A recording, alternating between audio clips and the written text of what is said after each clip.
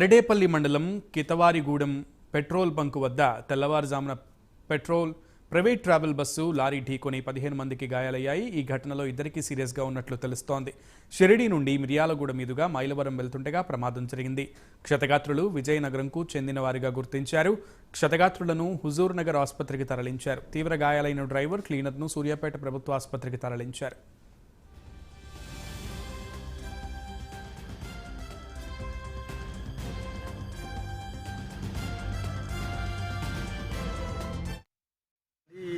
మేము మహిళండి మగవాళ్ళు అయితే ఆడలేదాను. ఇలాగా సాయిబాబా గుడి వెళ్ళామండి, షిరిడి వెళ్ళామండి. షిరిడిని తిరిగి వస్తున్నాం, తిరిగి వచ్చి మైలవరం తూపం దగ్గరికి వెళ్దామని మీద వెళ్ళామండి. ఇవాళ మధ్యలో యాక్సిడెంట్ జరిగిందండి. లారీని బస్సు గుద్దుకున్నాయండి.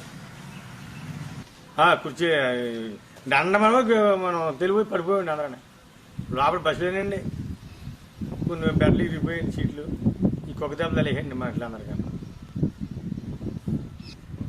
10:30 అంత వద్దాం, అదే 10:30 11 అవుతుందండి మధ్యలో.